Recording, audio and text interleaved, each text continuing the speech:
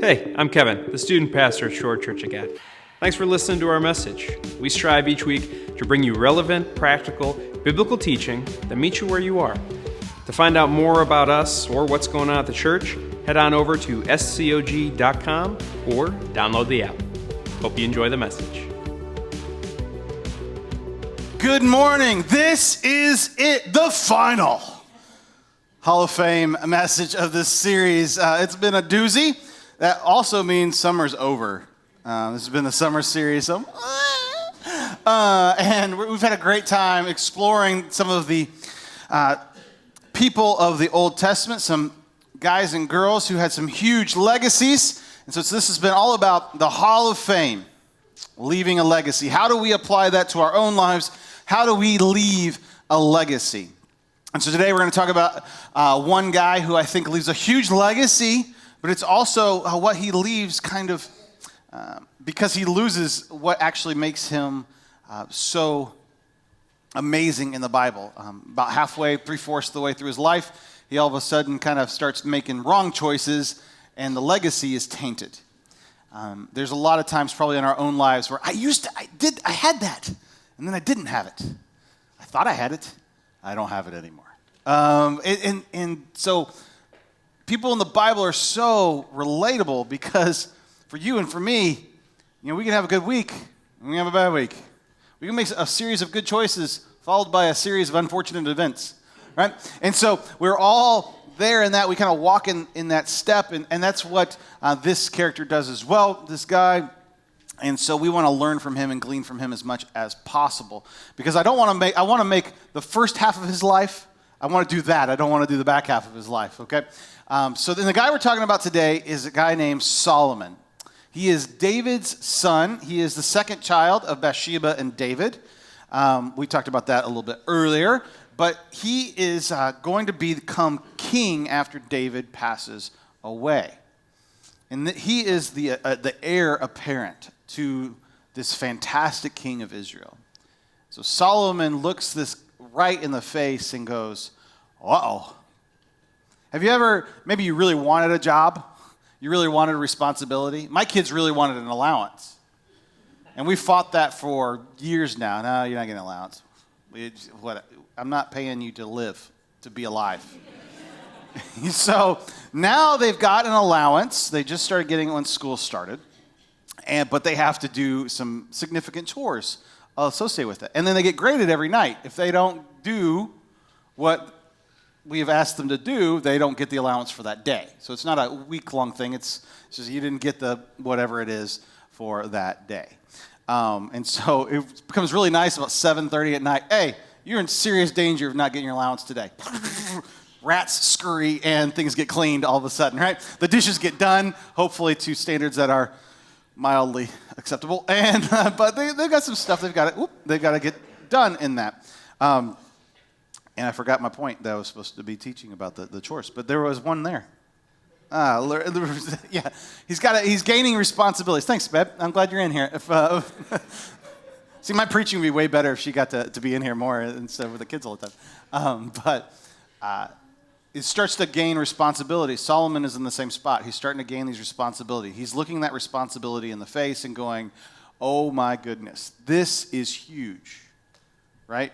He's Simba. I just can't wait to be king. Oh, wait a minute. I'm king now. And there's some serious responsibilities that go along with that. And Solomon is looking that straight in the face and going, oh, what did I just get myself into? So, Solomon gets this chance, this opportunity to ask God basically for anything that he wants. Now, if you could ask God for anything that you want, what would it be? Anybody? Free college? It's a good one. Free college. Emma, you got something you'd ask God for? Mom's leg bag? I'd go bigger than that. I'd be like, just... Yes! I'm going to go with that. What'd you say? Good health. Okay. Good health. Anybody else? Wisdom. All right. Someone's rather ahead in the story. But yeah, so Solomon gets the opportunity to ask God for anything. Well, it comes in the form of a dream. Solomon falls asleep, And God comes and talks to Solomon, and there's this interesting conversation that happens between God and Solomon, and here it is recorded in 1 Kings 3. At Gibeon, the Lord appeared to Solomon during the night in a dream, and God said, "Ask whatever you want me to give you." Solomon answered, "You have shown great kindness to your servant, my father David. Because he was faithful to you and righteous and upright in heart, you have continued this great kindness to him and have given him a son to sit on the throne this very day. Now, Lord my God, you have made my servant king and Now, Lord my God, you have made your servant king in place of my father David. But I am only a little child and do not know how to carry out my duties. Your servant is here among the people you have chosen, a great people, too numerous to count or number. So give your servant a discerning heart to govern your people and distinguish between right and wrong, for who is able to govern this great people of yours?" The Lord was pleased that Solomon had asked this. So God said to him, "Since you have asked for this, and not long life or wealth for yourself, nor have you asked for the death of your enemies, but the discernment and administering justice, I will do what you have asked, and I will give you a wise and discerning heart. So there will never have been anyone like you, nor will there ever be. Moreover, I will give you what you have not asked for, both wealth and honor, so that in your lifetime you will have no equal among kings. And if you walk in obedience to me and keep my decrees and commands as David your father did, I will give you a long life." Then Solomon awoke and realized it had been a dream. He asks for wisdom. When he's asked, whatever you want, it's not a castle, it's not the coolest army or a new toy. It's not to live forever. It's not to all kinds of different, maybe even good things. It's not for a crystal sword or a gold throne. It's that he'd be wise. So this discernment, this figuring out what's right and what's wrong, this is what he asked for. Because in this moment of, oh no, I am going to be in charge. And I don't know what I'm doing. What do I need most, God? I need to know how to discern between right and wrong. Who's trying to pull my leg and who's for me? Who's with me and who's against me? And so this is the cry of his heart, and this is what God wants to honor. So we need to define what wisdom actually is. We need to define it, because sometimes I think we kind of throw it into the idea of being smart. Well, smart and wisdom are not the same thing. You can know some incredibly intelligent people, but they're not so wise. I know 3 people that you work with, just popped in your head, right? And so, or people that you went to college with, you're like, those people they were amazing, but wow, they couldn't open a doorknob. So it's just the way it is sometimes. Smart is when you have knowledge. Smart is when you know stuff. Smart is when you can figure out the multiplication problems. Smart is when you can get A's on your spelling test. Smart is when you just have accumulation of things that you know. It's important. It's powerful. It helps you. But it's not the same as wisdom. What is wisdom? Well, before we do that, anybody, what are you smart at? Anybody know something that you're smart at? You got enough chutzpah to say, I'm smart at this. Anybody? What, Bowen? You're smart at math. You are smart at math. You get that from your mother. Yes, Emma, what are you smart at? What? Reading. You're a very good reader. McKenna, what are you good at? Math. Oh, you like numbers? Here we go. Bowen brought home a math problem this week, and I just looked at it, and I was like, he's in 4th grade. I was like, oh, we got a problem. And I was like, wait, what am I looking at? And he explained what I'm looking at. I was like, oh, I can figure this one out. So excited. In 4th grade, I got problems. So just wait until your mother comes home. I think I'll be saying that a lot in life. Wisdom. Wisdom is when you can tell right from wrong and then use it to... There we go. Wisdom is when you tell right from wrong and then use it to make good decisions. Wisdom is when you can tell right from wrong and you use it to make good decisions. This is incredibly important because you can have all of the knowledge in the world, but if you don't use it to make the appropriate decisions, it's not really helping anyone. It's not achieving anything. It's not doing anything. I know a lot of people who they know the right things. They know a bunch of things, but they don't do anything with it. And this happens over and over and over again. It happens in our governments. It happens in our colleges. It happens in our lives. It happens at work. It happens in group projects. And if you ever have to do group projects at school, you're like, they know the right stuff. They just don't want to participate with the rest of the class or my group. And my grade's going to suffer. I want to strangle you. As an only child, I really did not like group projects. You might be able to pick up on that because you had to trust someone else to do something. That's okay. The wisdom being when you can tell right from wrong and then use it to make good decisions. This is what Solomon is craving. That he knows if he's going to be a leader that would honor God, he needs to have wisdom. He needs to be able to tell right from wrong and be able to make the right choices from it. In our lives, this is something we can crave as well. I need 2 volunteers. 2 volunteers. I would like it if they're younger. You want to come help me? All right. Somebody who maybe hasn't seen this Bunsen burner thing. I know you have seen it. Layla, what grade are you in? Second. Come here, Layla. All right. All right. So I want you to just stand behind here. Sweet thing. You stay right here. We'll be all right. Now, Layla might have already known this one because she's so smart and wise. But, so what we've got here is we're going to do a little science experiment. And what we're going to do is we're going to put this little powder in this one. And then when I tell you to, after I'm done, you're going to pour this in. You're not going to go, gloosh, and you're not going to drizzle it in. You're just going to pour it, like you'd pour it on your brother's head. Just do it like that. Okay? Actually, don't do it like you'd pour it on your brother's head. Just pour it in there, okay? You guys understand that? You cool with that? Okay. We're going to do a couple. Actually, we're going to do 6. In my life, a couple is anything between 2 and 8.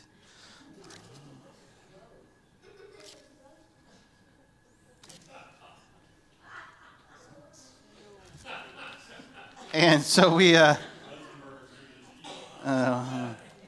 so what we've got here is powder that's going to do something, and it's going to represent something for us. What I'd like for you to just think about when we put these powders in here, see, Solomon already had a starting point. He was wise enough to ask for wisdom. You understand that? That's something pretty significant in this story. He knows enough to know he doesn't know. And that's a huge step, right? When you can say, I know enough to know that I need to search YouTube to figure out how to do this, right? I know enough to know that I don't know what I'm doing. I know enough that I need to call Tom Tootin because I'm going to cut my hand off if I try this project, right? That's Jared wisdom right there. I know enough to know what I don't know. And so Solomon is starting out with some wisdom. Now, it's just a little bit of wisdom.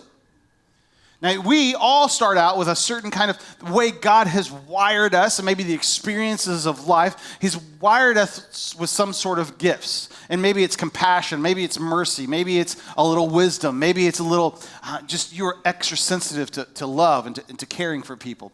He's given you some sort of, already given you a starting point. Thanks. Okay. So, that's kind of how God has started us out with. When he just made us in our mama's womb, boom, we start out with this stuff. Now, the water that's symbolized here, the Bible calls Jesus the living water, and we're going to pour this, in a second, we're going to pour this water into the powder. But this is what happens when Solomon asks God for wisdom. God takes the wisdom that he'd already given Solomon, already started out with, and he pours himself and the gifts of God into Solomon, and something amazing happens. All right, pour those in there. You are expert pourers. Nope, faster. All right. Perfect. Okay, thank you. Now we're going to let that just sit there for a second. Now just like this. All right. Just shake it up. All right, watch it. It's like a magic trick.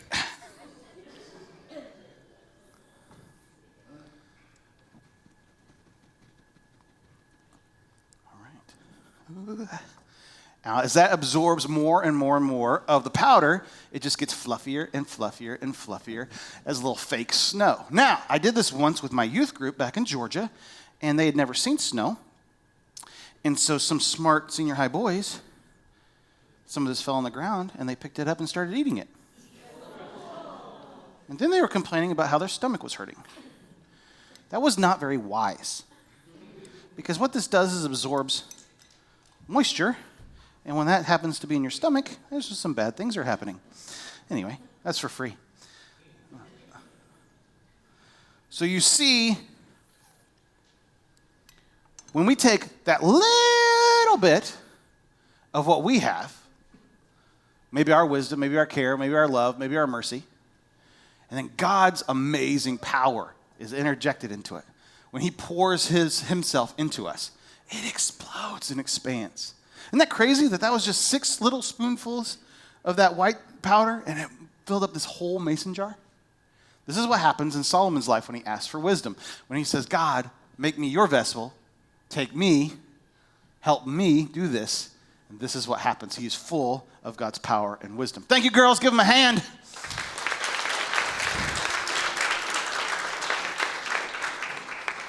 It's fun stuff. This is kind of some of the cool science experiment stuff that we do in the kids ministry, and even cooler the stuff that happens back there. So if you ever wonder what your kids do, if it's just some boring like flannel graph and people yelling at your children, that's not what happens. It's some really neat ways of applying science and applying all kinds of different object lessons to bring faith alive to you. Including that, I'll take time just to give a little commercial. We're starting a parenting series next week.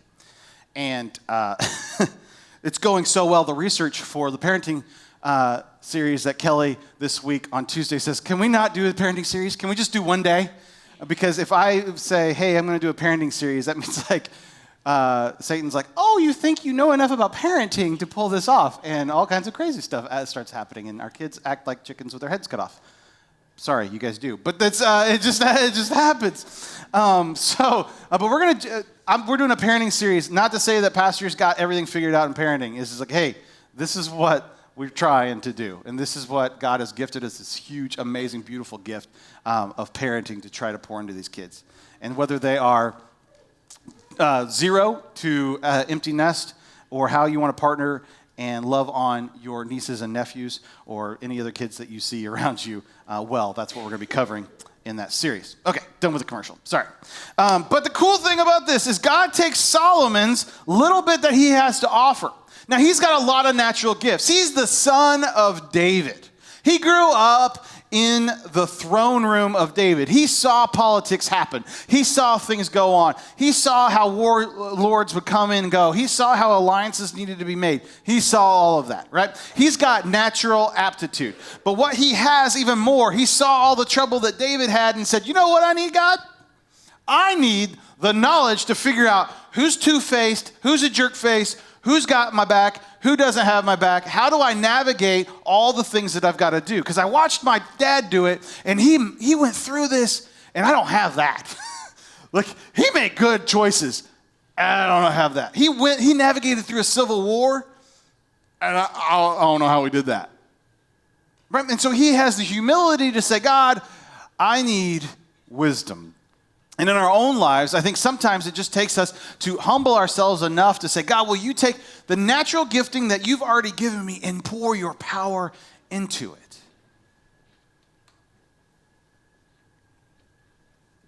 The verse 7 is the verse, I think, that catalyzes God answering this prayer for wisdom. Now, Lord my God, you have made your servant king in place of my father David. But I am only a little child and do not know how to carry out my duties. Now, there's other kings in Israel's history that are actually kids, that are 7, 8 years old when they become king.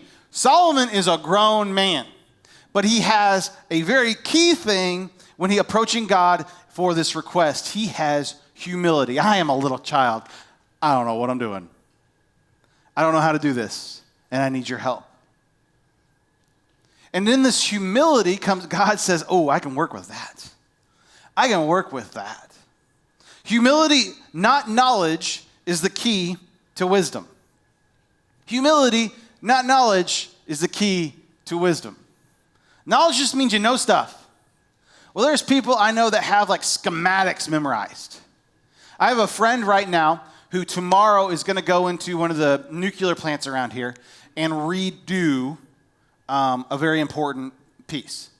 So if part of Chicago goes missing, it's all his fault. No, but he's doing it. He's the head of the department. He could have his underlings do it. He could have his underlings get exposed to the nastiness that's in that place.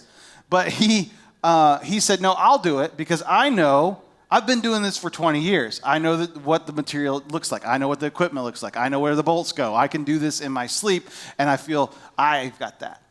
See, those other guys have the knowledge.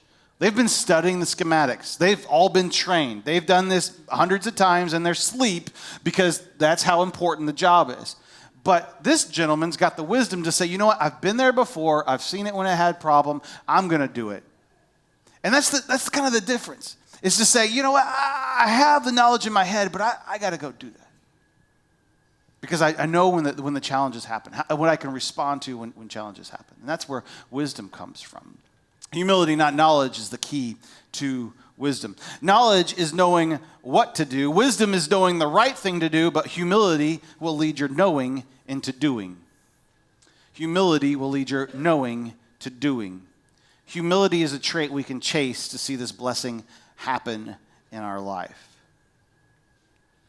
So maybe you've had a group project, or maybe you have something at work, or something even in your family, and you have to attack this certain problem, and it goes, oh, do you start yelling, I know the right answer, I know the right answer, and you've been in a group project probably where someone has just bulldozed the whole thing, and you're going, that is not the right answer. But everyone follows because someone was loud, and you get this, and it's like, but this is not going well. Groups work better when someone says, hey, how do we come up with a solution? How do we deal with this? Maybe I don't know all the answers. I think I have an idea. And putting all of our thoughts together and coming up with a solution, that takes humility. That takes someone saying, you know what, I'm not a know-it-all. I don't know everything. Humility will lead your knowledge into doing. It would have been very easy for Solomon to say, you know what, I got this. I'm the son of David. I am a prince. I got this. I'm pretty smart. I can do this. I can lead these people. Instead, he comes before God and says, I'm like a little child. I have no idea what I'm doing. And if you're honest with yourselves, there's a lot of things in life, like things get better when you admit, I don't know what I'm doing. Right? When you start to realize your marriage isn't going that great, and you're humbled enough to say, I don't know what I'm doing and I need help. That's a turning point when your marriage starts to get better. Parenting, it's pretty quick when you go, I don't know what I'm doing, when you hold them for the first time. Oh, they squirm. That doll that I changed once didn't do that. Right? Like, I don't know what I'm doing. Things start getting better in your parenting when you can realize, I don't know what I'm doing. And it works that way a lot. Humility will lead your knowledge into doing. See, Solomon, I told you at the beginning, Solomon causes some problems because he loses his humility. He still has wisdom, he still has knowledge, he still knows what he's doing, but at the end of his life, he starts thinking, I can do this by myself. I don't need God's help in this. And all kinds of problems start arising. Bad decisions are made. Bad alliances are made. Bad choices are made because he's like, I don't need to consult God. He actually starts worshiping other gods. He lets people into his life that worships all kinds of weird gods. And he kind of forsakes God in his life. And because of Solomon losing his humility, he doesn't lose his wisdom, but he loses the humility that powered his wisdom. He is the last king of Israel that's unified. He is the last king that rules the nation of Israel as a unified country until 1945, after World War II, for about 3,000 years, because he lost his humility. After him, they're always divided. They're always, all kinds of bad things are happening. Because he had the knowledge and he maybe even had wisdom, but he had lost the humility to say, you know what? I don't know what I'm doing, and I need you, God, to power it. Because remember, he had a little wisdom, But when that was combined by the power of God, it was full and overflowing. See the difference in that? In our own lives, we may have a little bit of wisdom. We may have a little bit of knowledge. We may have a little bit of gifts. We may be able to get through some stuff by ourselves. We put it on our back and I'll trudge through this.